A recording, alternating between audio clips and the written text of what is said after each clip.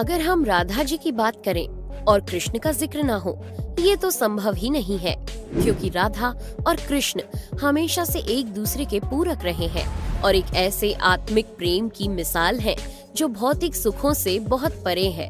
यूं तो राधा कृष्ण का प्रेम अनादिकाल से चला आ रहा है, पर द्वापर युग में जब भगवान नारायण ने कृष्ण रूपी अवतार लिया तो संसार को प्रेम का सही अर्थ समझाने के लिए कृष्ण की ही अंश राधा ने यमुना के निकट रावल ग्राम में वृषभान और कीर्ति के यहाँ राधा रूप में जन्म लिया और जन्म के साथ ही राधा और कृष्ण की प्रेम कहानी शुरू हो जाती है।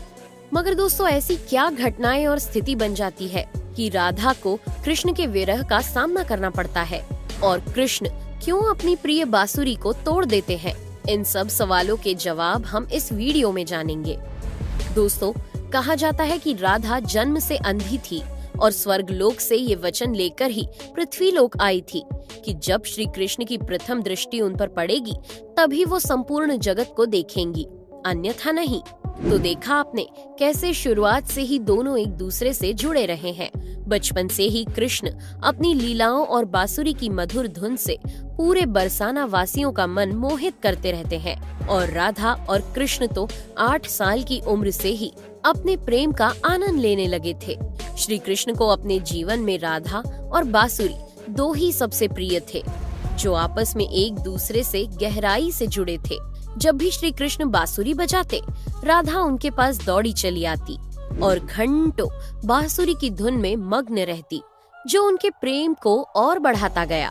वो यमुना नदी के तट पर बैठकर घंटों समय व्यतीत करते थे, पर उनका ये सुखद समय कुछ ही वर्षों का था, क्योंकि जैसे कृष्ण के मामा कंस को उनके वृंदावन में होने का पता चला, उसने तुरंत ही कृष्ण को मथुरा में युद्ध का निमंत्रण दे दिया, जिसके लिए कृष्ण को अपनी यशोदा माँ और पूरे गांव के साथ राधा को भी छोड़कर जाना था।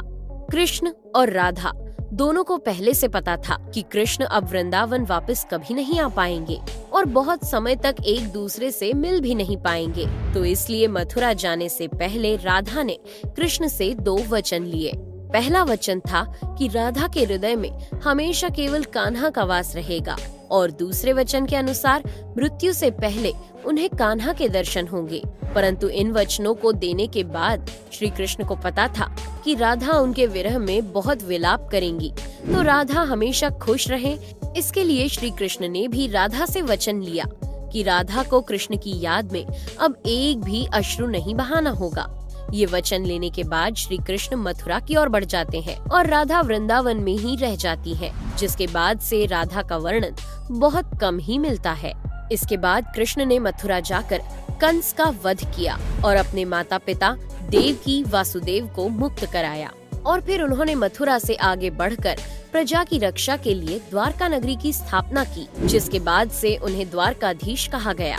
कृष्ण द्वारका में रुक्मिणी और सत्यभामा से भी विवाह करते हैं। साथ ही इनके अलावा भी कृष्ण की 16,108 रानियां थी, जिनमें से रुक्मिणी कृष्ण की सबसे प्रिय पत्नी थी। उन्होंने केवल कृष्ण की छवि को देखकर ही उन्हें अपने मन में बसा लिया था और कृष्ण से विवाह के लिए वो अपने भाई रुक्मी के विरुद्ध भी चली गई थी। प्रेम पत्र के माध्यम से कृष्ण को बुलाकर और कृष्ण के साथ भाग गई थी। फिर उन्होंने कृष्ण के साथ द्वारका नगरी में सुखपूर्वक अपना जीवन व्यतीत किया और कृष्ण भी अपने दैवीय कार्यों में लीन हो गए। दोस्तों, आजकल तो हम भौतिक विवाह को ही सच्चे प्रेम का माध्यम मानते हैं, पर राधा और कृष्ण तो एक ऐसी मिसाल है जिन्होंने तो कभी विवाह ही नहीं किया, केवल अपने मन और हृदय से एक दूसरे को प्रेम किया और उसी सच्चे प्रेम से एक दूसरे से हमेशा बंधे रहे।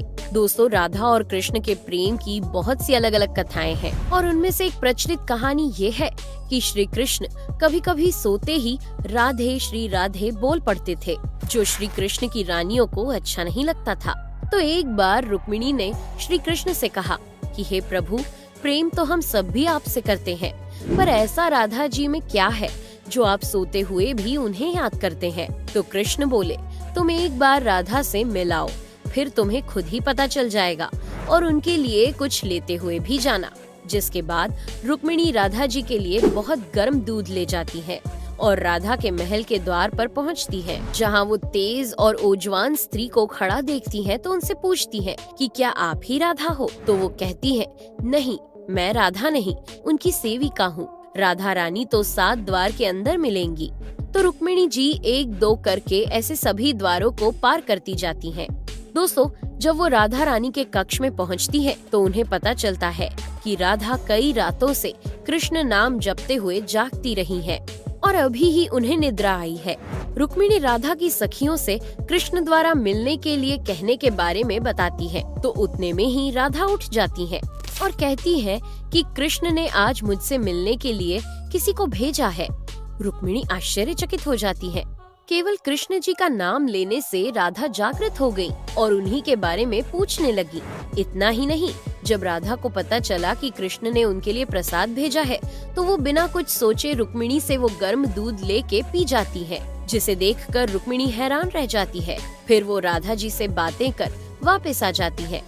ये सब हो जाने के बाद जब रात्रि के समय रुक्मिणी श्री कृष्ण के पैर दबाती हैं, तो देखती हैं कि उनके पैरों में छाले पड़े हुए हैं, जिसे देखकर वो हैरान रह जाती हैं और पूछती हैं कि प्रभु, आप कहाँ पैदल गए थे जो आपके पैरों में छाले पड़ गए?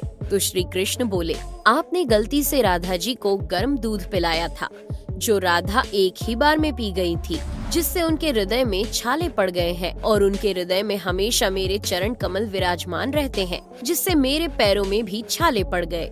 तब फिर रुक्मिणी को राधा और कृष्ण के प्रेम की पराकाष्ठा का पता चलता है कि प्रेम शरीर से नहीं, आत्मा से होता है, जो हमेशा राधा के हृदय में कृष्ण के चरण कमल के रूप में विराजमान रहता है।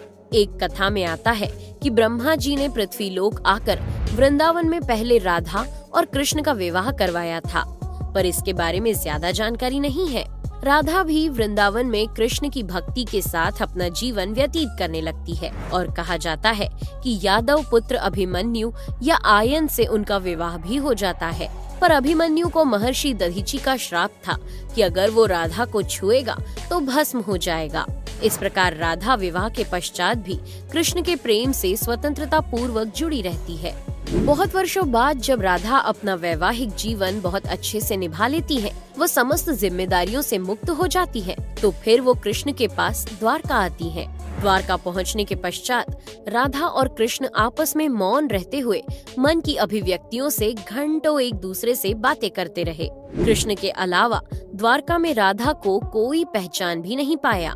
फिर राधा कृष्ण के महल में निवास करने लगी और कृष्ण ने भी उन्हें महल में देविका के रूप में नियुक्त किया, जिससे राधा महल में काम करने के साथ साथ समय मिलने पर कृष्ण की भक्ति और उनसे प्रेम पूर्वक बातें कर सकती थी। परंतु कृष्ण तो अब अपने राजपाट व अन्य कार्यों में व्यस्त रहते थे। दूसरी ओर राधा अपने पुराने कृष्ण को ही याद करती थी, तो कृष्ण का पुराने दिनों जैसा साथ ना पाकर राधा का मन और अधिक व्याकुल रहने लगा और उन्हें डर सताने लगा कि कृष्ण की जो मनोहर छवि उनके हृदय में है वो कहीं धूमिल ना हो जाए। इसी डर से राधा ने चुपचाप तरीके से राजभवन और द्वारका नगरी भी छोड़ दी। जिसके बाद ऐसे ही कुछ समय और बिताने के बाद जब राधा का अंतिम समय पास आने लगा, तब उन्होंने कृष्ण का स्मरण कर उन्हें अपने वचन की याद दिलाई। राधा के स्मरण करते ही कृष्ण वहाँ दौड़े दौड़े चले आए, परंतु राधा की अत्यंत दयनीय स्थिति देखकर वे अत्यधिक भावुक हो गए और उन्होंने राधा से अंतिम समय में कुछ मांगने को कहा, जिस पर राधा ने उनके सामने एक ही इच्छा प्रकट की थी कि वो अपने जीवन के अंतिम क्षणों में कृष्ण का वही रूप देखना चाहती है जैसा वो वृंदावन में देखा करती थी। वो उन्हें वही बांसुरी की मीठी धुन बजाते हुए सुनना चाहती है। दोस्तों, राधा का बस इतना कहना था कि कृष्ण ने अपनी बांसुरी उठाई और वही मीठी धुन बजाने लगे और बांसुरी बजाते हुए कृष्ण और उनकी धुन सुनती राधा दोनों की ही आंखों से प्रेम के आंसुओं की धारा बह रही थी। इतना ही नहीं, बांसुरी की मीठी धुन सुनते सुनते ही माता राधा ने उनके सामने प्राण त्याग दिए, जिसके बाद उनकी मृत्यु से कृष्ण इतने विचलित हो गए थे कि उन्होंने अपनी प्रिय बांसुरी को वहीं तोड़कर फेंक दिया था। तो ऐसे राधा की मृत्यु के साथ ही कृष्ण ने बांसुरी से भी हमेशा के लिए मुख मोड़ लिया, क्योंकि बांसुरी और राधा का एक अद्भुत रिश्ता था। इसलिए राधा की मृत्यु के पश्चात कृष्ण ने अपने शेष जीवन में बांसुरी तो क्या, किसी अन्य वाद्य यंत्र को हाथ भी नहीं लगाया। दोस्तों, राधा और कृष्ण की प्रेम कहानी के लिए कहा भी जाता है, एक प्राण दो देही, राधा संग स्नेही, जिनके शरीर बस अलग थे और आत्मा एक ही थी। तो दोस्तों, कैसा लगा आपको हमारा आज का ये वीडियो? हमें कमेंट करके जरूर बताइए और जाते जाते चैनल को सब्सक्राइब जरूर कर दीजिएगा। Thanks for watching.